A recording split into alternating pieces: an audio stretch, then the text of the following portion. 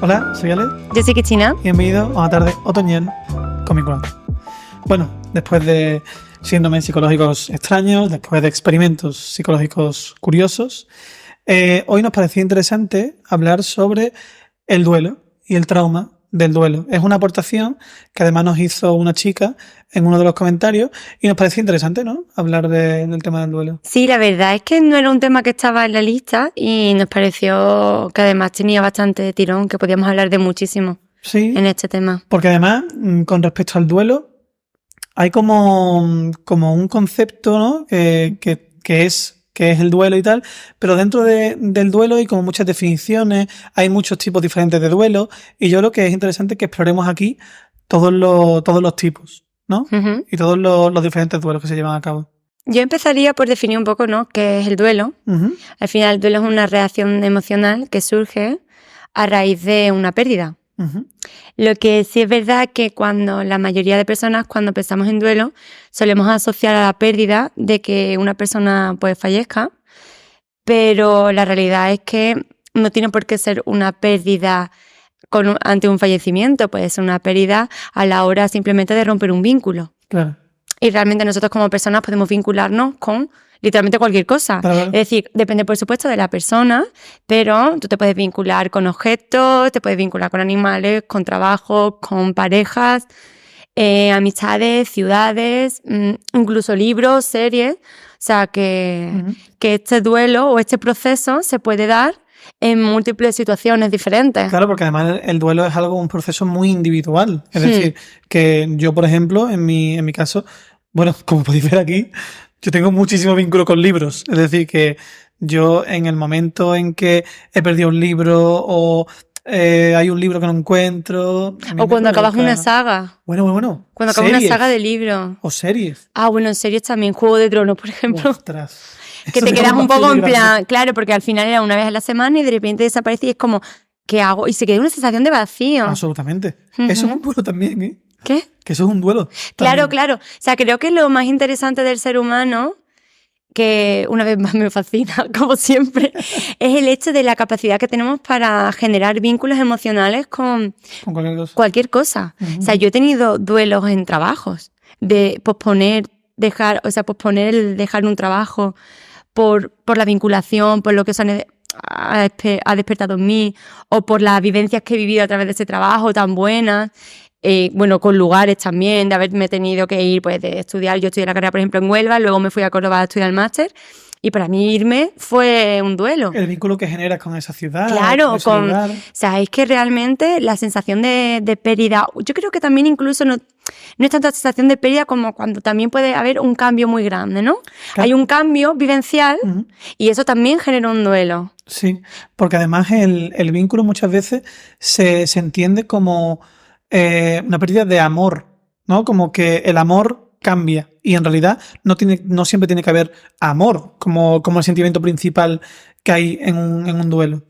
Bueno, no, puede ser también la familiaridad, el acompañamiento en X proceso. Claro. Bueno, es que hay gente que tiene duelos cuando a lo mejor va a una peluquería y cuida muchísimo su pelo y de repente le hacen un destrozo, y hay gente que vive duelos. Es decir, como que es un proceso que está muy en el día a día del ser humano y que es un proceso muchísimo más recurrente de lo que realmente creemos como sociedad. Claro, pero entiendo que lo que se entiende por duelo casi siempre es el duelo complejo. Claro. Porque cómo se gestiona el duelo de, como tú dices, el que hayas perdido un libro, casi siempre, si no eres muy apegado a eso, pues el duelo lo sí, te regulas, sí, de una por manera supuesto. Súper natural y no hay como un impacto muy significativo.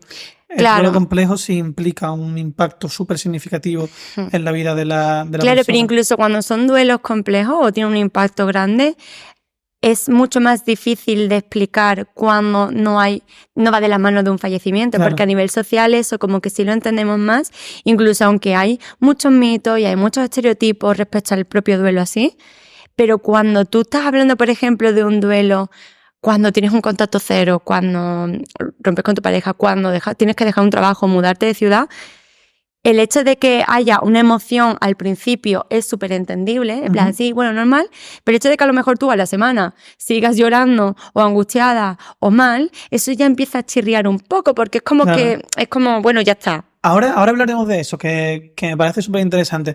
Primero creo que es importante, una vez que hemos definido qué es el duelo, contar qué pasa en el cerebro cuando hay un duelo.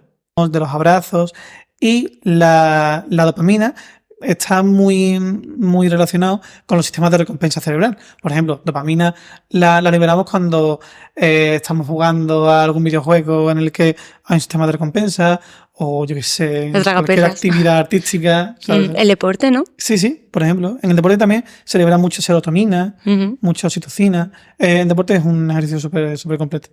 Y cuando hay un duelo, todos estos neurotransmisores, por la pérdida, de repente, se desploman.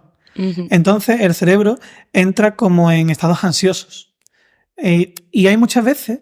Claro, entiendo que hay como un déficit. Sí. La cosa de esto es que, fíjate, hay una cosa súper curiosa aquí.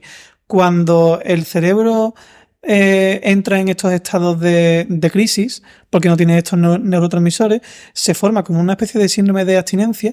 Y además de eso, cuando hay un recuerdo de esta persona o de este vínculo que de repente se ha perdido, el cerebro entra como en pánico, y por eso es esta sensación de cuando, por ejemplo, en una ruptura amorosa, de repente en una conversación sale su nombre, el nombre de esta persona. Te remueve, ¿no? Y es como que tienes esa sensación de querer huir. Porque el cerebro entra en pánico en estos momentos. Entonces, bueno, también creo que es interesante el que se produce en el cerebro, ¿no? Cuando pasa esto. Y además, en el duelo hay también una cosa que se produce a nivel físico. Y es que a nivel físico puede haber lo que se llama el síndrome del corazón roto. El síndrome del corazón roto es una afección médica que tiene que ver cuando una parte del corazón, cuando hay un dolor emocional muy grande, deja de bombear sangre. Sí, porque eso sí, es verdad, eso lo leí yo hace poco. Sí. El hecho de que es como que el corazón, a nivel como órgano y músculo, no es capaz de sostener tanto sufrimiento a nivel físico. Absolutamente. Y entonces deja como de bombear y se paraliza, y hay muchísima gente que se piensa que está teniendo un ataque al corazón. Claro, y los síntomas son súper parecidos. De dolor de pecho. Claro. Y en el momento, claro, se supone que ese dolor es temporal, pero que si persiste, incluso hay cirugías. Sí, bueno, yo creo que se te puede incluso rasgar a nivel muscular. Sí, y te puedes morir de eso. Sí.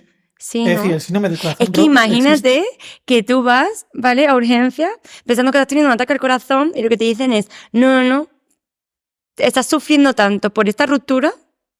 O por este duelo. O por este duelo, que es que tu corazón o ha dejado de latir una cierta parte, o tienes un desgarro muscular, o cualquier cosa, te tenemos que operar por sufrir. Sí.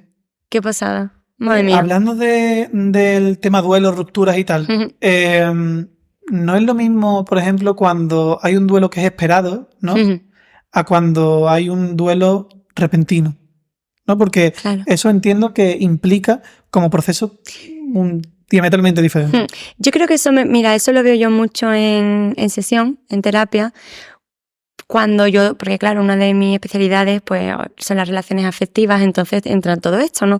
Y cuando a mí me vienen gente con relaciones que son dañinas, ¿no? Y han empezado ya por este proceso de identificar, pero todavía no son capaces de irse, o todavía piensan que no es el momento, sí que es verdad que muchos de ellos empiezan a generar un duelo previo. Claro. Entonces, como que emocionalmente se van preparando, porque al empezar a ser conscientes cognitivamente que no va para ningún lado, poco a poco te vas preparando. Entonces, ¿qué pasa? Son, por ejemplo, estas rupturas que sufres muchísimo durante la relación, pero en cuanto esa relación acaba, el sufrimiento como que finaliza. Y eso, por ejemplo, genera muchísimo remordimiento y culpa, tanto de la persona que lo está sintiendo, como incluso del entorno. Hay como juicio, o de la otra persona, en plan, bueno, tú no sufrías tanto, tú no querías tanto estar, ¿cómo es que ahora estás bien? Y la propia persona es en plan, Cristina, es que no entiendo, con lo que lo he intentado, lo que he llorado, lo que he sufrido, ¿cómo es posible que en cuanto se ha roto, lo que he sentido es alivio, es tranquilidad. Sí, por supuesto, a veces lloro, lo echo de menos, pero que hay una bajada de sufrimiento brutal. Claro. Y es, Fíjate. una de las cosas es, primero, porque esa relación era un foco de ansiedad y malestar muy grande, que obviamente cuando lo quitas de la ecuación, ya está. Y otra es porque, claro, tú inconscientemente te vas preparando. Cuando tú empiezas a ser consciente de ese tipo de relación, sin querer te vas preparando, porque la mente se va preparando, porque obviamente es modo supervivencia. Claro. Entonces, claro, es un duelo que ya está hecho previo. Uh-huh. Claro, y de la otra parte, a lo mejor se puede vivir como algo repentino, que entiendo que ahí hay un proceso de shock, ¿no? Claro, de sí, en un ajustarse a la principio, realidad. claro, si en un principio todo parecía estar bien y todo estaba genial y de la noche a la mañana esa persona o te deja o desaparece y de Wow. repente no te contesta y de repente nada, se genera, claro, una situación de ambigüedad muy grande. Uh-huh. Y ten en cuenta que nuestro cerebro, nuestra mente, lo que peor lleva es la ambigüedad, el no entender. Es más, hace poco vi un vídeo de, creo que era Marian Rojas, hablando de esto, Uh-huh. pero hablaba, por ejemplo, de la razón por la que cuando nos tratan mal o nos hablan mal, nos quedamos. Y ella contaba el hecho de que, claro, para la mente, el no entender algo, la ambigüedad es algo súper confuso, porque no estamos hechos para eso, Claro. para saber gestionar bien. Entonces, por ejemplo, cuando alguien te trata mal y esa persona se supone que te quiere, claro, cuando eso ocurre, te quedas tan impactado que lo que te pasa es que lo único que te preguntas constantemente y lo que tu cerebro se focaliza es el ¿por qué? Si tú me quieres o yo te quiero, ¿por qué me estás haciendo eso? Dejando de un lado las emociones que te genera, el protegerte, el cuidarte, eso queda totalmente relegado y por eso te quedas ahí y preguntas, intentas entender qué es lo que le lleva a esa persona a hacerte daño. Uh-huh. Y es una de las razones o mecanismos por las que cuesta tanto salir, fíjate tú. Sí. Pues en este caso pasa un poco igual, ¿no? Creo que una de las cosas que genera más malestar en este tipo de duelos es el no entender. Claro. Pero cuando tú ya vas viendo que la relación va mal y lo intentáis de una manera, de otra, y tenéis un montón de conversaciones, se pone encima de la mesa el dejarlo varias veces, es como que algo que ya vas viendo. Pero eso de estar estupendamente y que de repente de la noche a la mañana, o esa es tu vivencia, claro, porque otra cosa es lo que la Sí, otra claro. persona está viviendo, claro. Sí, Que a lo yo mejor hablo de eso. tú puedes percibir que todo iba bien y a lo mejor no, ahí no, Claro. no entra, ¿no? Pero de la persona a la que han dejado es como en plan, ¿qué ha ocurrido? Uh-huh. Yo ¿Sabes? como experto en personas a las que han dejado, yo todas las relaciones serias me han dejado a mí, yo siempre, fíjate que mi proceso ha sido diametralmente diferente en las dos rupturas. También tiene que ver mucho con la edad, ¿no? Uno fue con 22 años y otro fue con 29. Entonces, Ujú. la sensación es súper diferente. Pero sí que es verdad que yo, cosas que he encontrado parecidas en los dos procesos de duelo, ha sido el buscar las justificaciones una y otra vez. Porque desde mi vivencia, la cosa no estaba tan mal. Claro, ¿sabes? Entonces, es la ambigüedad de claro, la que te digo. Entonces, yo recuerdo, tío, montarme como mis películas, como las justificaciones de, bueno, pero esto será temporal. Como, ¿sabes? Porque al final yo lo que intentaba era protegerme de tener que vivir ese duelo. Entonces era como un proceso, claro, que es el primer proceso, que es la primera fase, que ahora hablaremos de que las fases del duelo no son lineales, pero en mi caso sí empecé por la negación de, vale, esto no está pasando. Es más, yo creo que depende de los autores que mires a nivel de psicología, Sí. te hablan de un tipo de frases o no. El hecho, por ejemplo, que el duelo se divida, por ejemplo, las 5 fases del duelo tengan 5, no significa que todas las personas tengan que pasar por ello, pero sí que es verdad que hay como sensaciones o emociones comunes que todas las personas vivimos. Otra es la vivencia de cada uno, lo que se extienda, el orden. Por ejemplo, hay personas que a lo mejor dicen, mira, pues yo pasé de la negación a la aceptación y casi no me di ni cuenta. Y otras personas que dicen, no, negociación, o no, claro, pero eso depende, ¿no? Claro, pero que eso, que yo, por ejemplo, de lo que me di cuenta es de que en la primera ruptura no tuve como una negación, en esta sí, y en la segunda ruptura sí hubo esta fase de ira que al menos estuvo mucho más presente, y en esta segunda ruptura no hubo esa fase de ira, ¿sabes? Entonces yo directamente negocié, me puse en depresión, acepté y tal. Pero no hubo. En depresión. Sí, en plan, pasé por esa fase. Pero que me parece curioso que cómo que entiendo que también tiene que ver con la edad, por cómo he madurado yo emocionalmente, por cómo he sabido gestionar, que las fases del duelo en una misma persona, en mí, por ejemplo, han sido totalmente diferentes a la hora de vivir una ruptura, ¿no? Yo creo que también hay que tener en cuenta en este tema de duelo el contexto y lo que socialmente se te permite. Por ejemplo, si tú eres la persona que ha dejado esa relación, parece que no se te está permitido tener un duelo. Uh-huh. Sí, es verdad, que eso ¿verdad? pasa mucho. Y eso también genera un montón de culpa, porque estos juicios sociales de los que tú has hablado antes es el, bueno, y entonces ¿para qué lo dejas? Claro. Bueno, pero es que es decir, lo que te has dicho antes, ¿no? Es que había un sufrimiento muy grande en la relación, yo me voy de esa relación, sufro porque es lo que hemos hablado antes, de que estos neurotransmisores dejan de generarse y esto produce malestar. Entonces... Bueno, pero ya no solo es por el hecho de sufrir, ¿no? Es que tú ten en cuenta que cuando tú rompes un vínculo, o en este caso una relación, no solo estás despidiéndote de esa persona, te estás despidiendo de proyectos en común, de expectativas, claro, de planes de futuro, de sueños despiertos, ¿no? Que has podido tener o de fantasías que has podido tener. Y aunque por la razón que sea, que no siempre hay que dejarlo porque hay una carga de sufrimiento, a lo mejor simplemente es que, pues ya no, la razón que sea, ¿no? Eso obviamente es una pérdida. Claro, porque ahí... Pero no está igual de bien visto una cosa u otra. Sí, porque de hecho es verdad que en una ruptura hay un punto muy importante que es el tener que reajustar expectativas, creencias, ideas. Incluso la identidad, porque ten en cuenta que cuando tú llevas una relación de pareja de mucho tiempo, al final hay parte de ti, claro. Hay parte de tu identidad también tiene que ver con la otra persona, lo que compartes y eso. Ostras, y eso genera un duelo, no solo a nivel de relación, sino interno, de quién eres, quién soy, qué me gusta hacer, porque claro, como estoy tan acostumbrada a compartir vivencias con mi pareja, y ya no hablamos cuando hay una relación de dependencia, que esa relación se rompe y de repente es que tienes una crisis de identidad totalmente, es que no sabes. Y a lo mejor yo me pongo a trabajar y digo, bueno, ¿qué cosas te gusta hacer? No lo sé, no sé quién soy, no sé qué me gusta, no sé qué cosas me hacen sentirme bien. Hay una pérdida de identidad. Claro, las cosas que antes me generaban bienestar, como ahora me recuerdan a esta persona, ya no. ¿Cuáles son mis reforzadores? ¿Qué hago? ¿Todo me recuerda a esa persona? Socorro.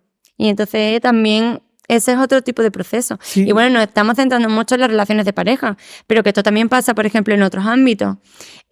Por ejemplo, el tener que mudarte de ciudad. El tener que dejar, por ejemplo, a tu familia en un país y tener que ir a otro. Eso es un duelo enorme y a nivel de identidad, el concepto de familia, todo.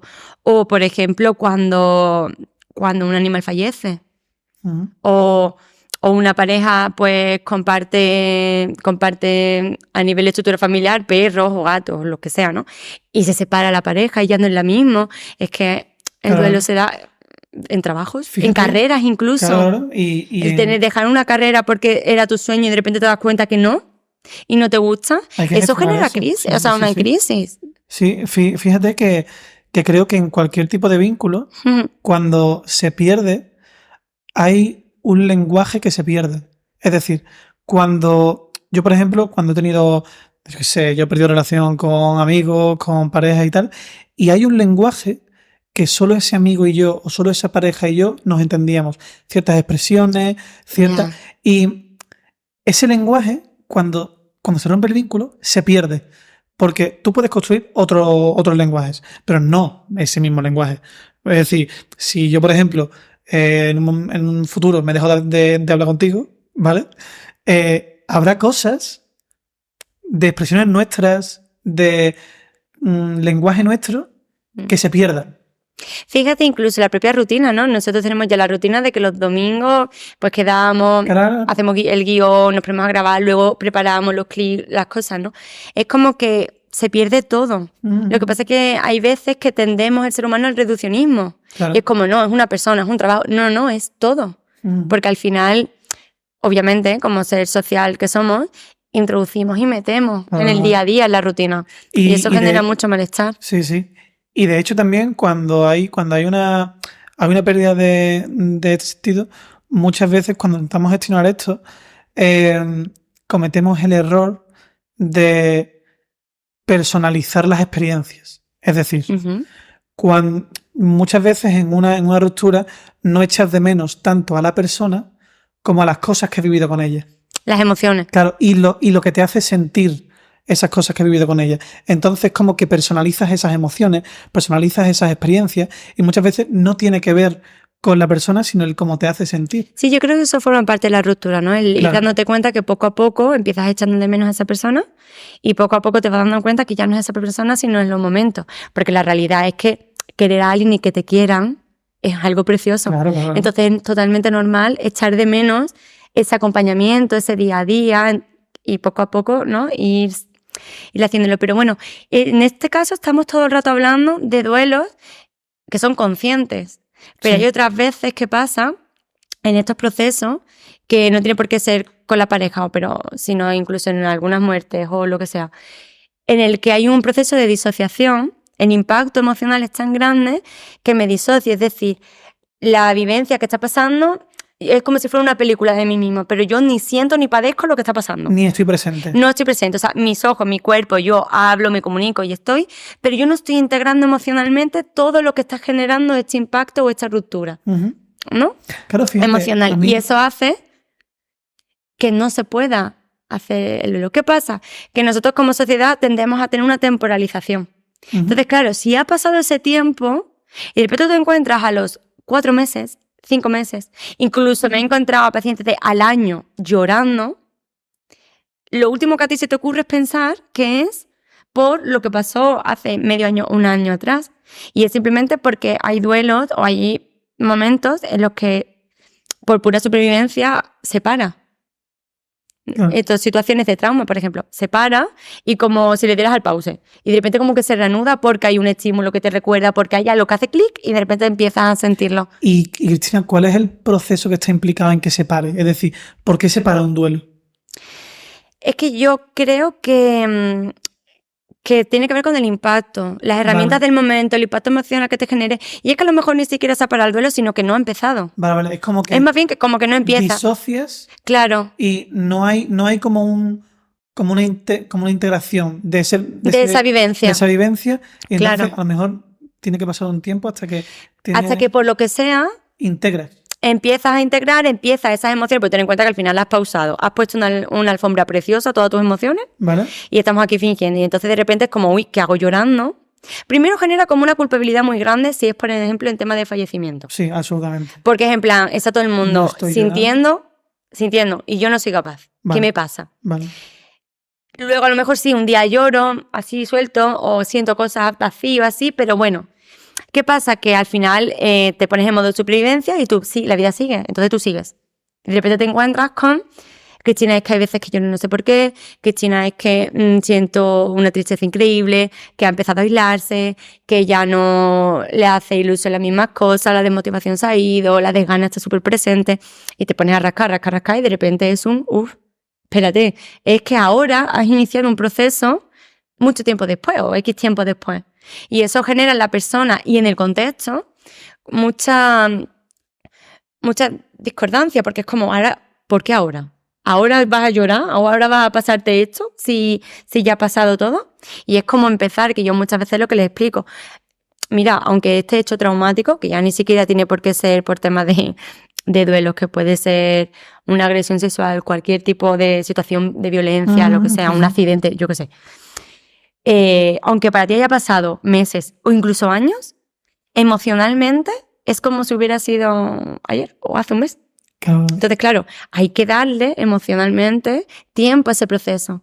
Pero claro, eso genera mucha disonancia en la persona, porque en plan, bueno, pero es que ahora, ¿qué hago con esto? Y la familia o el entorno es como, bueno, ¿ahora qué hacemos con esto que está surgiendo? Sí, porque creo que dentro de estos duelos en los que disocias, creo que la muerte de familiares que a lo mejor son lejanos o familiares que hace mucho que no ves, que tú dices, ostras, me siento culpable porque para mí ha sido una persona importante, ¿no? En el caso de mi abuela, o en el caso de mi abuelo, o en el caso de mi tío abuelo, y de repente yo no siento esto, no soy capaz de... Claro, entro como en esta película, disocio, y hasta que no pasa un tiempo, no me doy cuenta de lo importante que ha sido esa persona para mí? ¿Hay algo que me vuelve a reconectar con esos sentimientos, ¿no? Fíjate que una de las cosas que últimamente, además, esta semana me ha tocado trabajar mucho es no tanto la pérdida de la persona, Ajá. sino el recordatorio de la ausencia. O sea, no es tanto que ya no forme parte, sino que en el Me día a falta. día es el hueco, el vacío que de repente está. Él, por ejemplo, pues mira que yo llamaba a mi abuelo después de los viernes, después de, yo qué sé, imagínate, de las clases de padre para contarle la semana, y es que cojo el teléfono y de repente es como, no. Claro. O al tiempo, las primeras navidades, o el, mira, es que nosotros solíamos hacer X cosas y de repente me encuentro que hay un espacio. Claro, porque además, fíjate, que la forma de gestionar los duelos y de procesar el duelo es diferente según la etapa del desarrollo. Es decir, no es lo mismo un duelo infantil Claro. que un duelo en la adolescencia, que un duelo en la adultez, que un duelo en la vejez. Porque creo que en los extremos, en la vejez, se vive como mucho más natural. Es decir, yo no sé si con tu abuela ha pasado que se le ha muerto un amigo o se le ha muerto una amiga y lo viven como, bueno, ya era como, bueno, Sí, entiendo que ¿sabes? forma parte también del proceso, Sí, ¿no? sí, sí. Claro, pero Como cuando más te vas porque acercando, la hay forma de más vivir tranquilidad. la muerte Es es diferente. totalmente diferente. Y en el duelo infantil, por ejemplo, hay muchos niños, niñas que, uno, no están familiarizados con el concepto de muerte. De hecho, yo no sé si seguro que lo has visto, que hay un proceso muy curioso que es cuando los niños y niñas empiezan a conocer el concepto de la muerte. Sí, empiezan a obsesionarse y Empiezan ahora a todo es, profundizar el y concepto ahora todo de es sobre muerte y sobre cosas de muerte. Y ya es como que va a morir y que papá y mamá se pueden morir. Sí, y de niños llorando por Sí, eso. sí. De hecho, yo recuerdo, a mí de pequeño, yo me acuerdo, tío, que hubo una guerra en algún lado. Yo tendría a lo mejor 7, 8 años. Ujú. Y yo recuerdo verlo en la noticia y creo que en ese momento fue cuando yo empecé a procesar qué significaba la muerte. ¿Sabes? Los medios me enseñaron a procesar la muerte. No sé si eso es bueno o malo. Bueno, lo que te tocó ya está. Claro. Pero sí recuerdo obsesionarme mucho con el concepto de tengo miedo del futuro, porque en el futuro está la muerte. ¿Sabes? A mí era el desaparecer. Claro. Que de repente no estás. ¿Y qué? ¿Y luego qué? Y ya está. Claro, y entonces yo de pequeño al menos, me escudaba en la religión. Entonces era como, bueno, pero después voy al cielo. Claro. Bueno, es que yo creo que al final la espiritualidad en general absolutamente siempre se un habla en factor todas las protector. investigaciones. Claro, en todas las investigaciones siempre se dice, ¿no? Que es un factor de protección increíble Sí. para el tema de procesos de muerte, para cualquier tipo de proceso vivencial. Sí. De pérdida, está demostrado que las personas que saben o tienen un sentido de la espiritualidad alto y lo gestionan de una manera como más tranquilizadora o más sanadora. Sí, Entonces, es verdad. que eso, que volviendo al tema del duelo infantil, por ejemplo, un error que yo veo mucho en sesiones, en terapia y tal, es cómo los padres y madres venden, que es el proceso de duelo a sus niños, ¿no? Que no les dan el espacio para que ellos puedan procesar, les ponen excusas, les mienten sobre la muerte, sobre que se ha ido, sobre tal, porque entienden que no van a poder procesarlo. Entiendo que también hay un punto de mecanismo de defensa o de sobreprotección. Pero Bueno, eso, yo también creo que ahí hay un poco también del propio miedo de los padres Sí. a no querer o no saber o darle mucha angustia tener que procesar las emociones del niño como padre. ¿Cómo se dice? Empaparse de las emociones claro. del niño y todo lo que eso supone. Claro, pero que al final esto es una consecuencia negativa, porque el hecho de que tú no le des el espacio, de que no le ayudes a comprender qué significa que este familiar se ha ido, también como que a ellos tampoco les da la autonomía de explorar Bueno, y que le están este negando concepto. la posibilidad de una despedida. Claro. Si tú no nombras la muerte, no nombras tampoco la despedida ni el cierre. Sí. Entonces, pero eso ha pasado siempre. Bueno, yo me acuerdo que a mi hermana pequeña, cuando nuestro perro, pues... Claro, hablamos de tema mascotas y niños. Claro, cuando nuestro perro... No, pero es que a mi hermana le contaron, atención, que Dino Dino Era nuestro perro. Era vuestro perro. Se había ido con su novia en Las Vegas. Entonces mi hermano iba contándole a la gente, la pobre, que mi perro se había ido a Las Vegas con su novia. Que claro, en el momento yo recuerdo, porque yo con mi hermana me llevo 8 años, entonces claro, si a lo mejor ella tenía 6, pues yo podía tener 14, ¿no? Que me parecía súper gracioso y tal, pero ahora lo pienso, porque era gracioso escucharla, ¿no? Pero ahora lo pienso y digo yo, tío, es que horrible.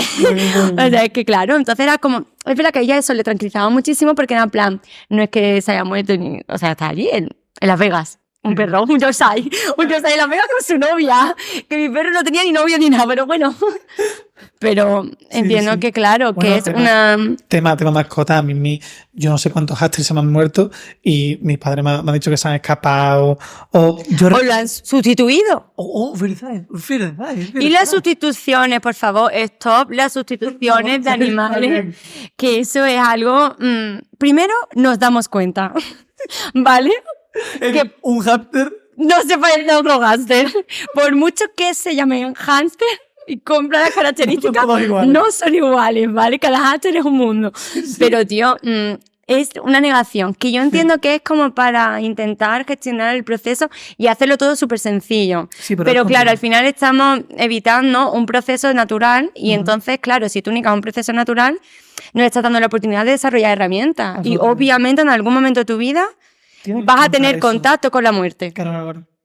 Si no es a ti, a un amigo tuyo del cole o a quien sea. Absolutamente. Entonces, no es lo mismo tener que enfrentarlo con algunas bases, conocimientos, herramientas, a la nada absoluta.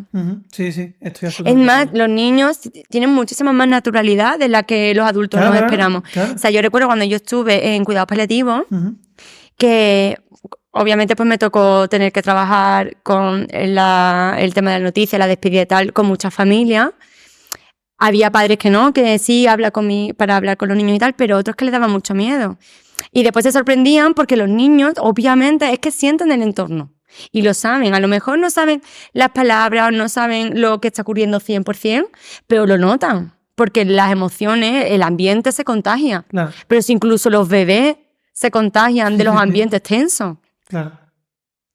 O, por ejemplo, yo qué sé, por ejemplo, el tema de divorcio, ¿no? Que hay muchos padres a lo mejor que posponen el tema del divorcio por los niños y tal.